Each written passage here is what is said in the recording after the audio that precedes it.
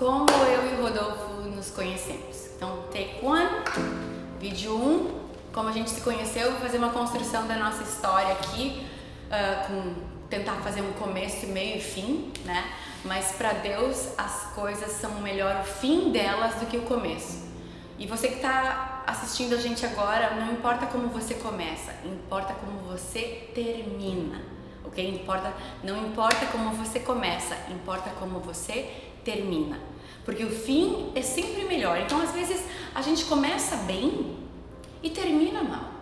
Muita gente começa na vida, tipo assim, aquela corrida, vai correndo, pensa que a vida é uma corrida de 100 metros, de 500 metros, né? Mas na verdade a vida é uma maratona. Você precisa guardar o gás, começar bem e terminar bem. Ou até você começa meio desmotivado, mas o que importa numa maratona, por exemplo, são 42 quilômetros. Eu nunca corri uma maratona inteira, nem meia maratona, mas assim, eu assisto maratonas, ok? Conheço pessoas que correm maratonas, eu corro 10K e olha, 10K pra mim tá tipo...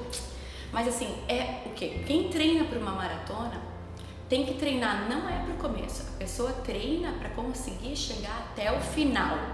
Por exemplo, quem vai ganhar o prêmio de completei a maratona, nem sempre é quem tira o primeiro lugar, o segundo lugar, é claro que tem lá o pódio, mas é quando você termina a maratona, completei, eu corri os 42 quilômetros, eu corri os 21 quilômetros, e assim é o nosso casamento. Não só o casamento com o nosso cônjuge, marido ou esposa, mas o nosso casamento com Jesus, né? Porque a Bíblia diz assim, que assim como o marido é com a sua esposa, assim é Jesus e a igreja. Então, antes de você ser casado com uma pessoa, você escolheu casar com Jesus, a noiva. Nós somos a noiva, né? Uma coisa meio louca assim para um homem falar, eu sou a noiva de Cristo, mas pois é aquela coisa, é o cônjuge. E um casamento, ninguém casa pensando em separar. Acontecem divórcios? Sim. Acontecem separações? Sim. Mas você não investe toda uma energia, todo um fôlego, todo um tempo com uma pessoa já pensando, não, eu vou casar para depois separar. Assim é a nossa vida com Jesus. Não case com Ele já pensando em separar. Faça disso o seu tempo de namoro, o seu tempo de noivado e o tempo de casamento, porque quanto mais você está presente em cada momento, quanto mais você está presente em cada momento, mais a chance isso tem de durar. Então, como a gente se conheceu, não é uma historinha de um conto de fadas, né? Eu gostaria muito de dizer, olha, eu e o Rodolfo, a gente viveu uma história perfeita, mas não foi assim. Eu conheci ele, eu tinha 15 anos, foi no ano de 94, você pode fazer as contas no momento, estou com 42 anos, né, David? 42 anos, 94, eu tinha 15, né? Eu sei que não parece, né? A gente investe em alguma coisa. Esse é só... Ok, não pode dizer, ai, nossa, pensei que você tinha 50. Não pode falar essas coisas. Mas enfim, eu tenho 42 anos, eu tinha 15 na época e o Rodolfo tinha 21 para 22, hoje ele tem 48. Então a gente se conheceu aqui em Balneário Camboriú. Eu tô aqui em Balneário Camboriú hoje. A gente acabou vindo morar na cidade onde a gente se conheceu. E eu, apesar de ser gaúcha, meus pais... eu nasci em Caxias do Sul, né? Nasci no Rio Grande do Sul, mas os meus pais, quando eu tinha mais ou menos 12 para 13 anos, eles mudaram para Balneário. Mudaram para cá, meu pai começou de nova vida, abriu outro negócio, meus pais se mudaram para cá. Eu tenho 2 irmãos, tenho uma irmã e um irmão mais novos do que eu. E eu, com 13 anos, vim morar aqui nessa cidade. Foi muito bom, assim, para um adolescente, muitas vezes, mudar de cidade é um pouco complicado, porque você tem os seus amigos. Então eu sofri aquela crisezinha de adolescente, não quero abandonar minhas amigas lá em Caxias, não quero deixar minha vida toda lá. Mas eu sabia que hoje, né, a gente fala, nossa, você mora em Balneário Camboriú, como é que você achava ruim? Mas naquela época, quando eu vim morar aqui, quando eu vim morar em Balneário Camboriú, em 94, em 92, por aí, 91 para 92, os semáforos no inverno ficavam desligados. Não tinha ninguém na rua. O povo ia embora da temporada, não tinha ninguém. Então, assim, a cidade era meio deserta, então todo mundo se conhecia. E foi, no fim das contas, foi muito bom. Eu amei, se hoje eu sou a pessoa que eu sou muito grata aos meus pais por eles terem tomado essa decisão corajosa de ter saído da parentela deles, da família, do berço da família, ter vindo para uma cidade de praia. Os meus irmãos cresceram muito mais livres do que eu, apesar de eu ter tido uma infância muito legal, que a minha avó tinha sítio, fazenda, meus avós, né? Então eu ia todo final de semana para fazenda. Mas eu vou chegar no ponto onde a gente se conheceu. Quando eu conheci ele, eu já dava aula numa escola de inglês. Aqui em Balneário Camboriú tinha uma escola de inglês que chamava FISC. Tinha duas escolas, uma outra escola e a FISC. E eu lembro que eu fazia aula de inglês lá, porque quando eu morava no Rio Grande do Sul eu ainda estudava inglês, enfim, estudei inglês desde pequena. E aí quando eu vim pra cá, minha mãe falou, vocês precisam se matricular numa escola de inglês. E eu fui nessa escola que era perto da minha casa. Só que eu, muito comunicativa, sempre fui falante, sempre falei com as mãos, sempre gostei de ensinar, por eu ter tido 2 irmãos mais novos, eu que ensinei eles a ler, a escrever, ensinei eles a nadar, tudo. Eu era eu sempre fui uma pessoa que gostava de ensinar. Eu sempre ensinei os meus irmãos, eu ensinava minhas amigas, eu que fazia a escova no cabelo delas, eu maquiava elas, eu sempre fui assim, proativa. Então tem coisas que tá dentro de você, desde que você nasceu. Você precisa só se descobrir. Amém? Você precisa achar dentro de você quem é essa pessoa com todas as suas características. E eu fui descobrindo as minhas características ao longo da minha adolescência, né? E quando eu tava dando aula, aí eu tava fazendo aula de inglês. Só que como eu fui sempre comunicativa, a dona da escola falou assim pra mim: Alexandra, você não quer dar aula de conversação para as crianças na sexta-feira? Eu falei, aula de conversação? Eu disse, quero, vou praticar meu inglês, né? Porque eu era aquela pessoa, tipo, com 15 anos, antigamente, as meninas escolhiam ou uma festa de debutantes ou ia pra Disney. Eu falei, eu não quero nem ir numa festa de debutante, muito menos pra Disney, eu quero estudar inglês. E eu tinha uma tia que morava na Inglaterra, eu falei, eu quero ir de 15 anos, eu quero ir estudar inglês pra me aprimorar, porque eu já tava trabalhando com isso, né? Então eu comecei a dar aula na sexta-feira, comecei a dar aula de inglês sexta-feira para as crianças, tipo assim, da 1 às 7 da tarde, ganhava tipo um salário, tipo como se fosse tipo uma mesada, né? E o meu pai falava, filha, é bom tu trabalhar, porque assim tu pode comprar tuas coisas. Naquela época, tipo, tinha calça jeans da Fórum. É do teu tempo, David? Calça jeans da Fórum, da Triton, Zumbi. Tipo, meu pai falava pra mim, filha, eu não tenho grana, porque ele tem 3 filhos, né, tipo, a família pra sustentar, pra te dar uma calça da Fórum, mas com, tipo assim, com o teu salário de dar aula de conversação, você pode comprar. Então eu usava pra tomar sorvete com as minhas amigas, enfim. Só sei que nisso comecei a trabalhar, eu amava as crianças, tem até várias pessoas que eu encontro, que eu dava aula pra elas, né, tipo, às vezes eu fico pensando, tem um cara daqui, ele tem um irmão, eles são 2 argentinos. Então era o Agus, irmão do Martinho. O Martinho virou modelo, mora nos Estados Unidos, hoje mora em São Paulo, enfim. E eles eram 2 pirralhinhos pequenininhos, chegavam molhados do skate, eles vinham com skate. E hoje eu vejo tipo 2 ao mão e falo, tô velha. Eram meus alunos de conversação no FISC.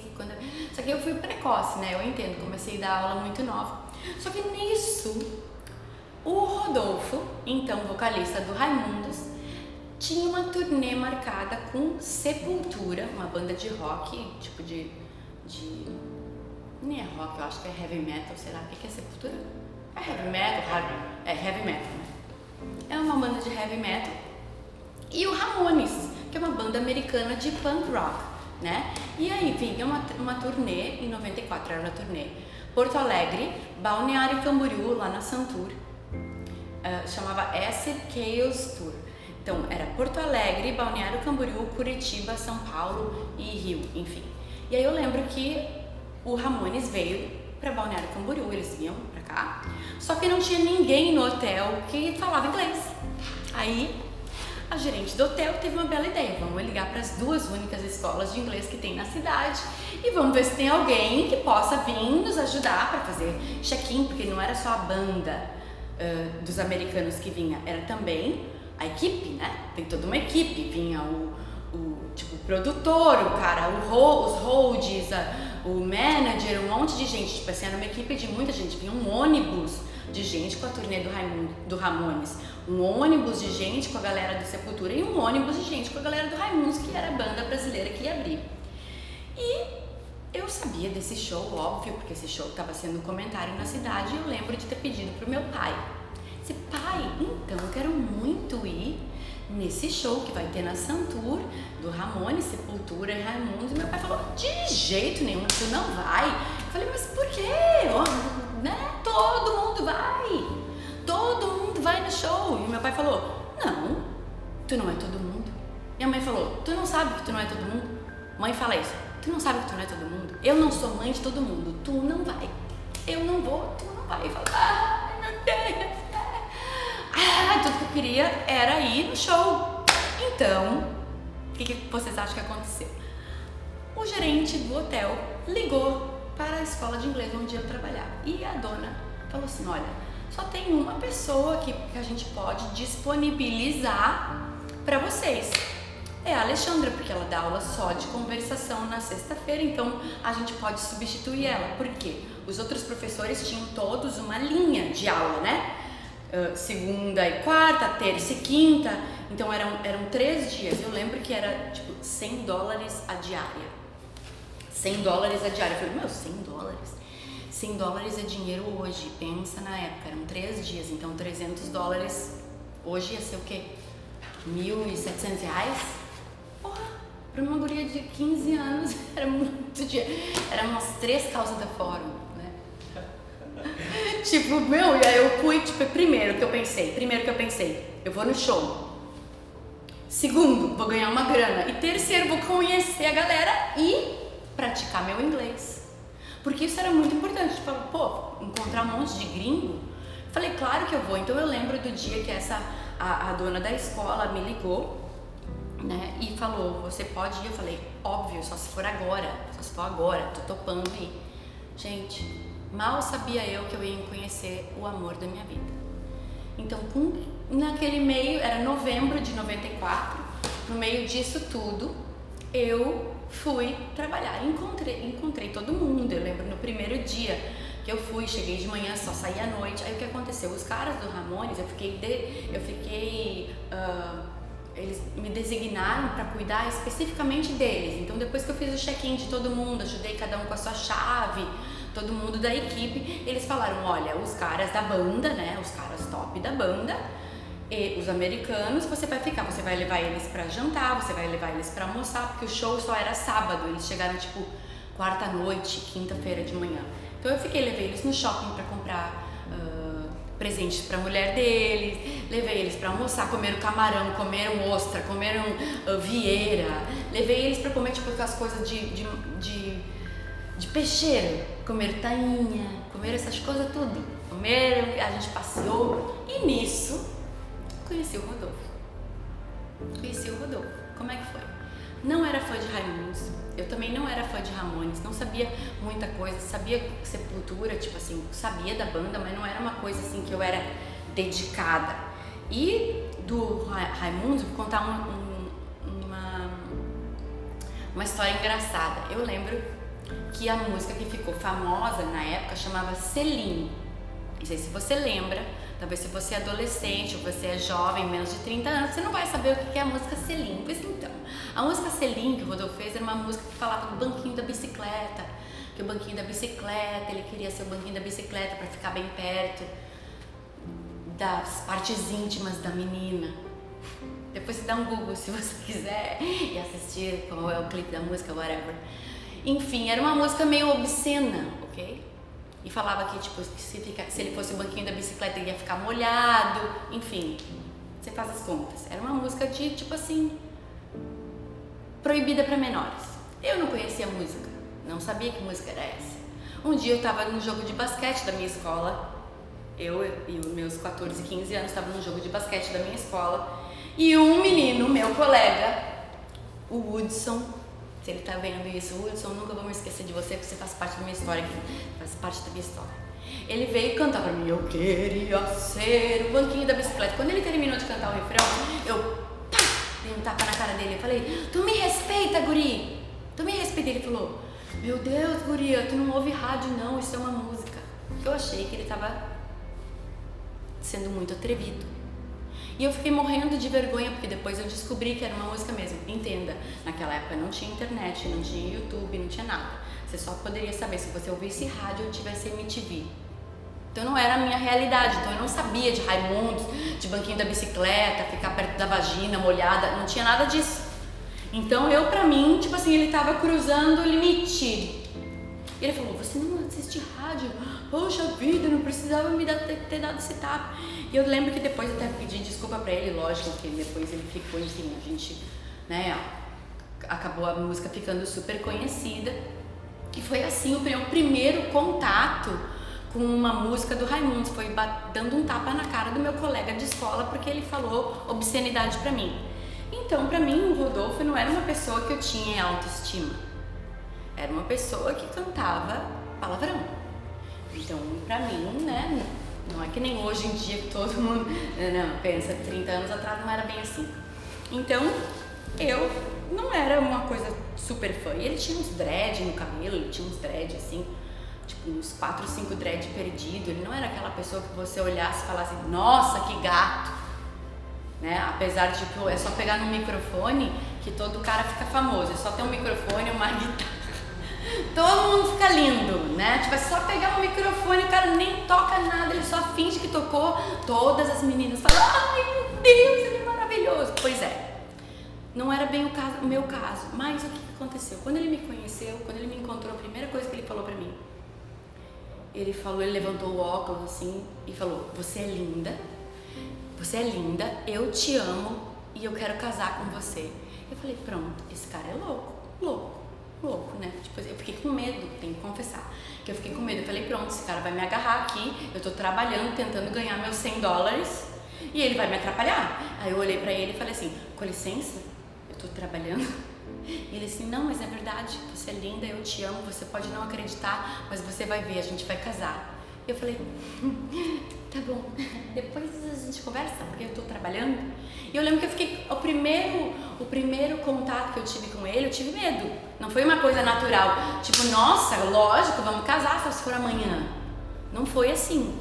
Então, mas assim, ao mesmo tempo que eu tive medo, eu falei, poxa, bonitinho ele foi educado, ele não me chamou de gostosa, né? Não chegou pegando, nada.